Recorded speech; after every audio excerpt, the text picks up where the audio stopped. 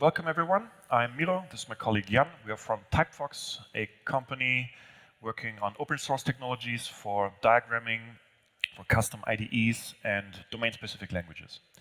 Our topic today is graphical views, and we are, in this case, working with a framework that we built a few years ago, Sprotty, and it's specifically about high performance in that context. And so it will be about what do you do if you have large models or large data sets that you want to represent graphically. So we are going to have an extensive demo, or two demos. And to begin with, I'd like to give a very high-level overview of the architecture. In this case, we have a server and a client that is your web browser. So it's a web application scenario, but it can be generalized the concepts are exactly the same and can be applied, for example, in the case of running in a Thea, which also has a separation of back-end and front-end, or in VS Code. In VS Code, you have a VS Code extension running in Node.js, and you can run your custom diagrams in a web view, which are essentially also a browser. So on the front-end side, we use Sprotty as a framework to render models. So that's we won't go into any details of that. For today, it's just our model renderer. On the back-end side, we have a source of models or data, whatever you want to call that. And in order to get to a diagram, we need a transformation step, or model transformation, or diagram generator. That's how we call it often. And then we transmit a so-called diagram model. You could also name it a view model if you want, but yeah, mostly diagram model to the client to be rendered. Quite simple. And so let's now have a look at our first demo, which shows the full graph.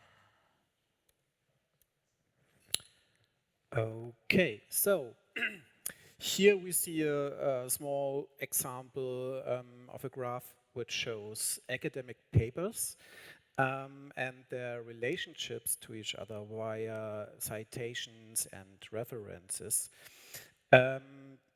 This is so a very simple example, and of course very limited from the amount, because of academic papers will have a much bigger diagram for sure.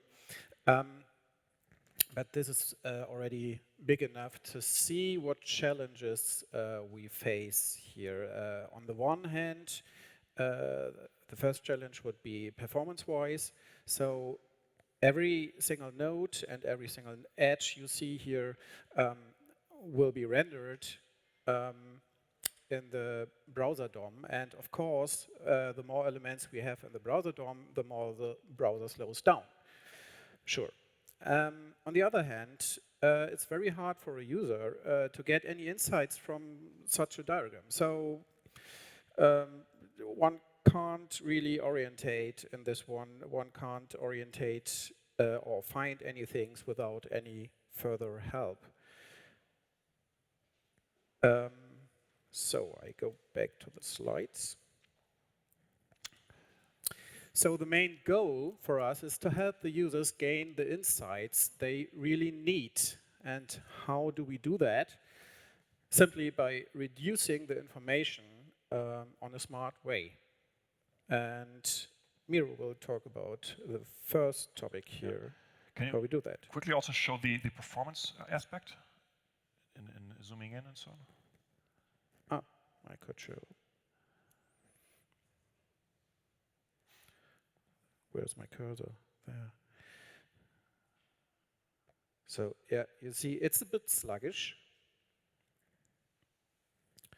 And yeah, this performance object we will also talk about now. Right. Yeah.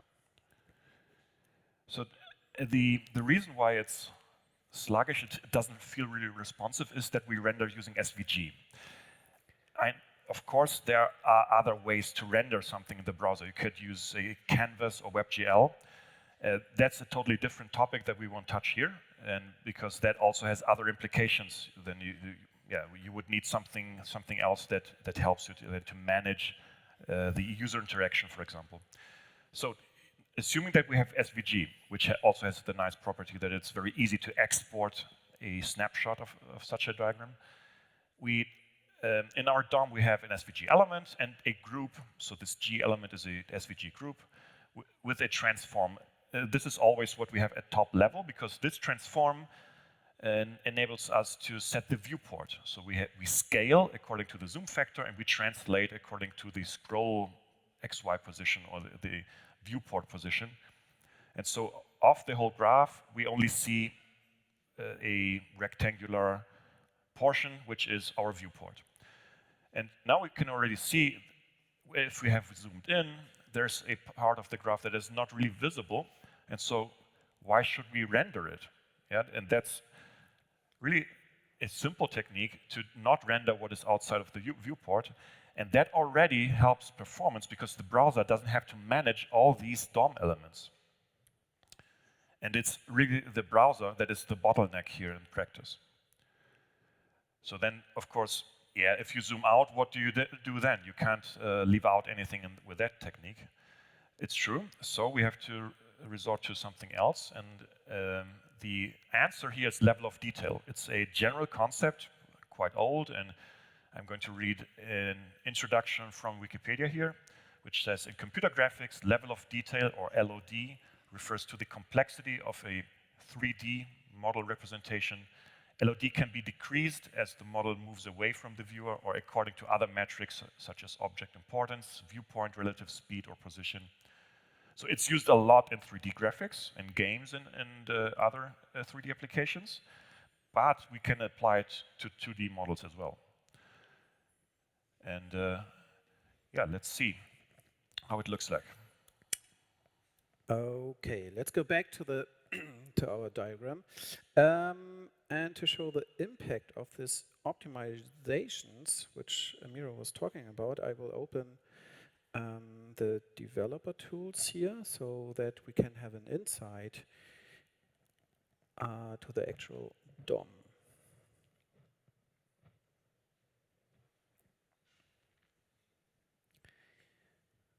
So here we can see in the DOM that there are actually a lot of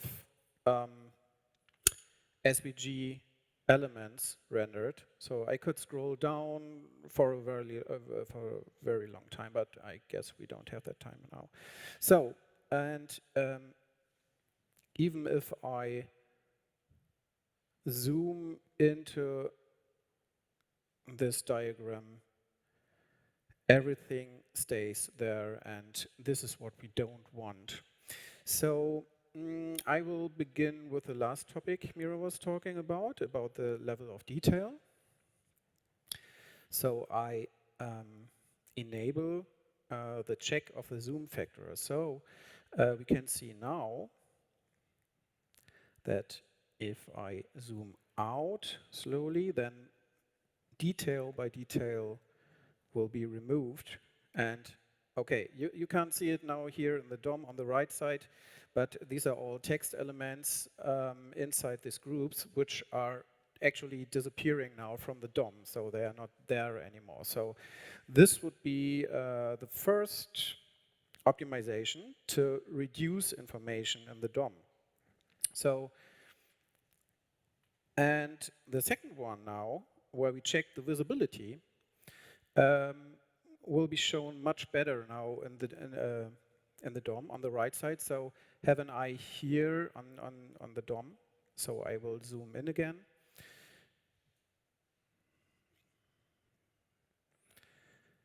And you will now clearly see that the DOM is shrink down. Now we only have 2 edges and 1 node. And if I zoom much more into the void, everything will disappear, and we have an empty group here now. So this is performance-wise, of course, a much better situation here to have such a few DOM elements. Okay. So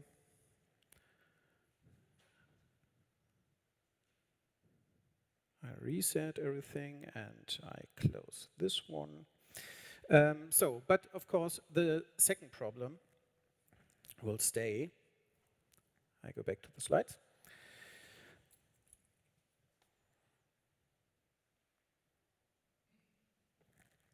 So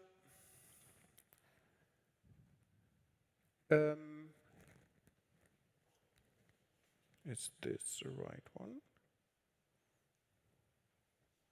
Sorry.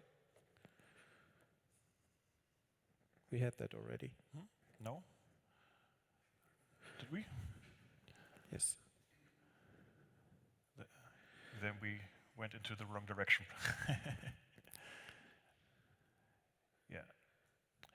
Yeah. Yes, so then you went backwards. But we can so go to this now. Now we are back on track. So when it comes to filtering, we have some key points which we have to think about. So, of course, filtering means first we only want to display a relevant subset of the model elements to help the user with the orientation, for sure. So for that, we have to consider the domain-specific properties. We have to think about what exactly do we want to filter. And this depends, of course, on the task and on the workflow that the user wants to solve. So we have to focus on that. And all that will give back the control over this huge diagram to the user again. So the first point, consider domain-specific properties. What does that mean? We have to think about what data do we have in our set, in our model, and what are we interested in. So, and from this, we can think about what kind of filters we really want to implement. That could be everything. So, for example, of course, search by name, ID, text content, such a very easy string search. We could show or hide elements of a specific type. We could increase or decrease the amount of shown context. Or we could switch between different aspects and perspectives. Yeah, for sure. There are much more form elements which we could use, like combo boxes, you name it. So when it comes to thinking about what do we really want to filter, then of course we could create filters for everything in our data set. And I think human beings are very creative when it comes to create things that we don't actually need. So for example, increase acrocrustals, show organs, squealers, or I want blurgle crunchion. Thanks for that words, Miro. These are all details that we don't need, I guess. So don't do that because we want simplicity, of course. We want simplification, and that would undermine the simplification. So instead, we should focus on the task and on the workflow that the user really wants to solve. So we have to question, or to ask, what information does the user need? For example, we have to find an element with a specific type or name. We want to see directly connected elements. Or we want to follow a path between two elements. So this could be achieved by highlighting. And of course, we could combine everything to optimize the user experience. I will show you that again in a demo.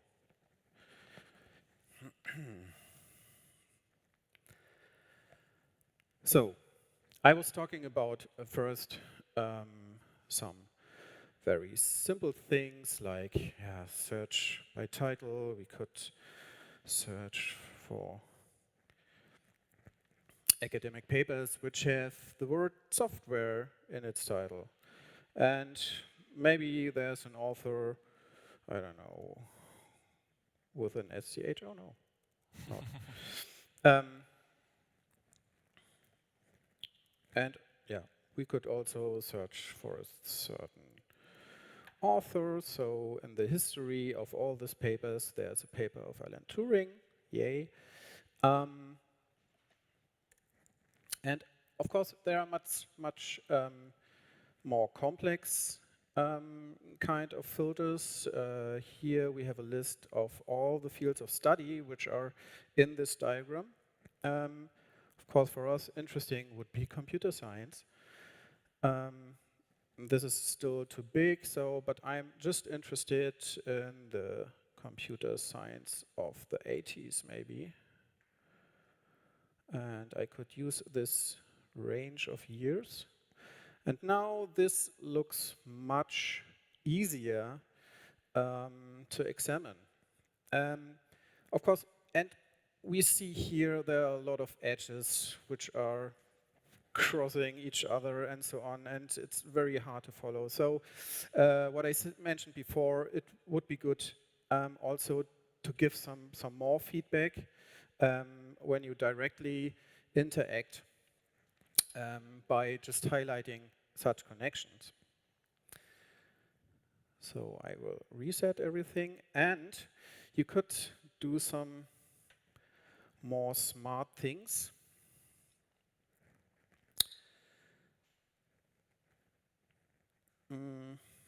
I could also select just a paper here, which is from, I guess, 1850. And now I could shrink down the whole diagram just by setting the filter to the selected. So this is not very special, right? So, but what if we add some levels of successors and predecessors and say that we want to filter the whole diagram directly by the selected one. So I could give that option to the filter. And now we have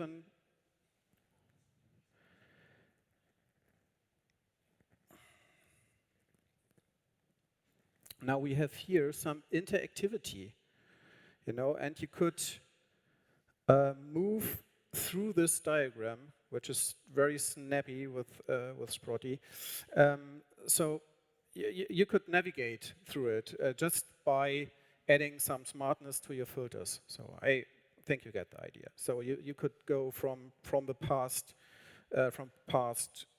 academic papers to the future just by following the references and citations. So this is, of course, just one simple example of creating some smart filters to help the user getting some insights. Good. Looking back at our architecture diagram, the generic parts of this visualization concept are in the Sprotty framework, which lies mostly in the front end. The interesting part in the context of what we're talking about today are domain-specific and are highly targeted at the user's workflow. And so, currently there's not much to generalize there, but the concept can be generalized, which is from your source of the model, before you generate a diagram out of the whole data set, send it into a preprocessor that can handle filters, that can add annotations so that we know better what elements should be highlighted or shown as faded out, and can do sophisticated graph analysis even. And so this preprocessor element is the interesting thing, actually. We applied this concept in a quite large project once, and it proved really useful to create an intermediate representation. So this is the data structure that we share from the preprocessor to the diagram generator that transforms that into something that can be rendered by Sprotty. And So here inside this component, we can do things like finding the focus elements by matching text or matching other properties. We can run graph analysis, like looking at what are the connected elements of a selected one, what is the shortest path from this to something else. So it's really about highlighting those parts and finding out more information about those parts that you need to gain the information. And this means automating stuff so that the user doesn't have to do that, so that the user doesn't have to follow a path or find the shortest path, because all this can be done automatically. And then it's a quite good practice to use a property that you could call display, similar to CSS, as a result of this computation, and that can have values like highlight, normal, faded out, or none. None means don't render this at all.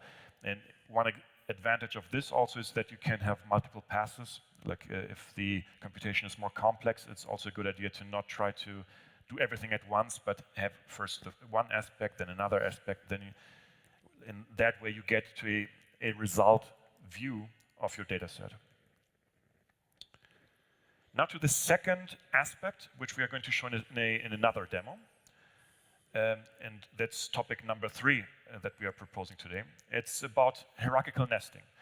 For this, we need to identify 2 different kinds of relationships between elements. So one is the connection, which we already saw before. This is drawn as connections. You could also say edges. And the other is the containment relationship.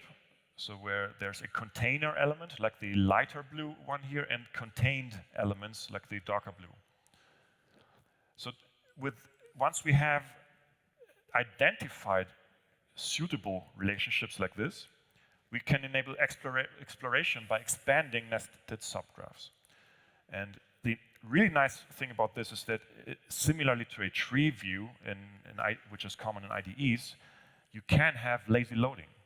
So you can start with something that is just showing the top level, and then once the user wants to investigate a certain path in the nesting hierarchy, then you load the additional data. And that is especially important, of course, if that loading is expensive, if you have to fetch something from the network or so. And especially if the whole data set is virtually impossible to load all at once, which in some cases it is like that. And we haven't done it, but we could do that, for example, for the citation database, which is a huge data set. And so what Jan showed was a prepared, reduced portion of it. One recommendation about this nesting, if you have connections that cross hierarchy borders, so from the inside of a container node to some outside node, then we recommend to use ports to split these connections.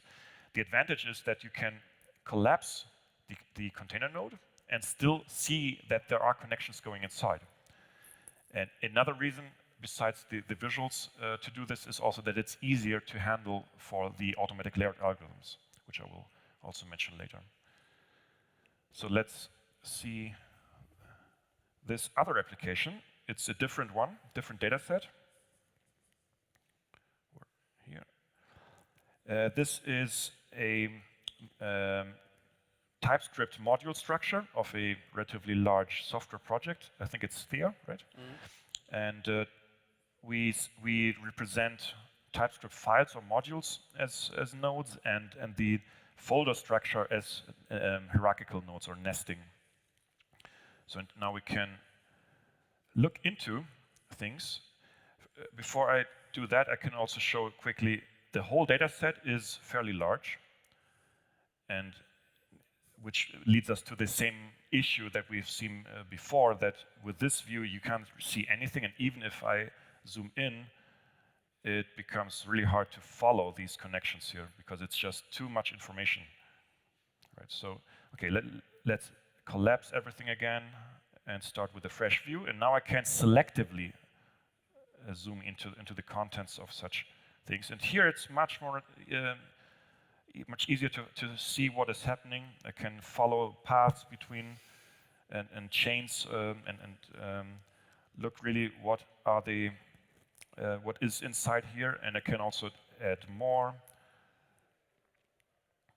And by that, I can follow paths also that are crossing the hierarchy borders. So from some element inside this node package to crossing the boundaries into some other package. And what's also really nice is that you can apply exactly this concept combined with all the filtering ideas that Jan already showed. And we actually did that in the project that I mentioned before. We unfortunately can't show that directly, and it's not in this demo here, but ideally you can do both. So filtering in a smart way, interactively, for example, based on mouse selection or even mouse cursor position if you want, combined with collapsing and expanding elements. Okay, then to close with, I would like to mention the automatic layout library that we use. It's also an Eclipse project called Eclipse Layout Kernel. There are alternatives. At least historically, very well known has been GraphVis, for example. I think it's implemented in C. ELK is implemented in Java, but it has a transpiled version to JavaScript, so you can run it even in the browser if you want, or in a Node.js backend, like in a VS Code extension. So these main strengths, from my perspective, of this library are it can handle ports with positioning constraints. This is crucial for some applications, like block diagrams, where it's really important to see exactly from which port a connection is going out into which other port, because these ports have meanings. Yeah, and if such a block diagram is representing a computation, for example, and you have a subtraction, you can't just switch the operands. Yeah, the order is important. Then it can handle nested graphs, like the one we see here in the example, and it supports hyper edges. That is connections that have more than maybe more than one input and more than one output. Yeah, we see one or more examples also in this graph here. And it has a lot of configuration options. Those can be sometimes overwhelming. It needs maybe some time to find out what is most suitable for a domain, for your application, but in the end you can get really nice results. Yeah, I think we also have time to have a quick look at the only code slide that we had. We jumped over that in the beginning, but I think it's nice to see about the level of detail implementation that we mentioned before, because here this is a code snippet that you could use in Sprotty, and it's just to show that it's super easy to implement level of detail in Sprotty, because the rendering is done in a so-called view implementation, which has a render method. And as input, you get your model element. It's the node here and some context. And then you can do exactly the steps that we showed before. First line, if this is not visible, it's a utility method that checks for you if whether the element is in the viewport. And if not, we return undefined, which means to render nothing here. Then we are interested in the current viewport to find out the zoom level. So we fetch the viewport, and then we check viewport.zoom. If that is zoomed out a lot, so like smaller than 0.2, or for example, we render in the simplest way, maybe just a rectangle. If it's larger than 0.2 but smaller than 0.5, then we have maybe the medium representation according to our level of detail levels. And if we have zoomed in enough, then we have the normal representation with all details. Good, let's summarize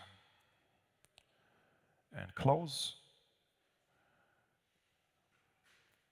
So we showed 3 techniques to manage large models. One is reduce the rendering load, so that's mostly about the computer performance and keeping the application responsive.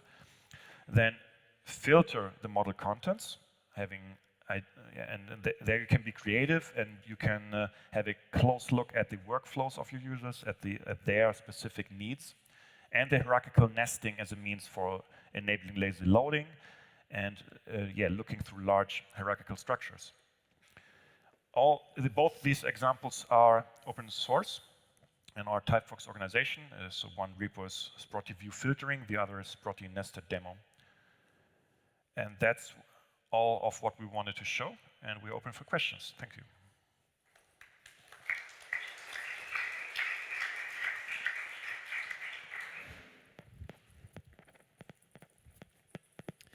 So Matthew, please. Hi. Yeah, it's on. I wanted to say that for the reducing the load, you guys have done a wonderful job, and I'm really glad to know that we did pretty much the exact same work as you guys. So I'm going to give you a heads up for the next thing that's going to probably be coming. When you zoom out enough, all your shapes will merge into one, and drawing one polygon is much less burden than drawing 1,000 single pixel polygons on your graphics load. And do you also handle, when you're doing your LODing, edges crossing the screen? Yes. So, Okay, so yeah, we can. That's complicated. We can combine them to see the bounding box. So because the issue is when we do these LOD computations, they have to be fast. So they can't be too complex, right? Because so we simply compute the whole bounding box, and if that doesn't touch the viewport, then we can leave out the edge. Perfect. Yeah. Thank you. Yeah, even though that's not fully accurate, maybe, but it's an approximation that is fast. Yeah. Give it to Andreas. Thanks. Yeah, so when you are zooming in and out, you are gradually kind of, well, elements disappear and you can, but is there a way, and do you support dynamic reconfiguration of what's shown inside, so that because you might want a different font, for instance, you might want to have graphical elements show up inside and so forth. Right? Yes. So as I showed this code snippet from Sprotty, where you have a case distinction, just a simple if. And there you can really do anything, because so the return value is a virtual DOM representation of the SVG elements that you want to render. And in these different case distinctions, you can do anything. I mean, the rendering is done with code. So you can have a certain case where instead of labels, you show kind of Greek text. So just something that looks like text, but it isn't, because you wouldn't be able to read it anyway. Or you can show polygons to summarize the content, like Matthew said. So you can have change the rendering, not only add or remove details. I mean, what about performance in that case when you're, moving, and transitioning in between those, because then you're rewriting quite large amount of data within the model, right? Yeah, so the actual changes to the DOM are done by a library that we use. It's called SnapDOM, and which does similar things as React for when patching the actual DOM based on the virtual DOM, and that's super fast. So it proved very performant for us in practice. And I think it's also quite popular, so used also in quite many other web projects. So far, we haven't seen any problems with that. So because it really tries to minimize the actual changes to the DOM that need to be done.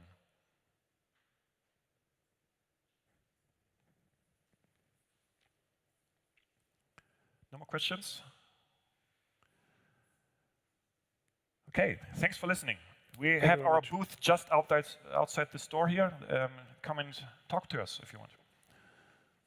Thanks.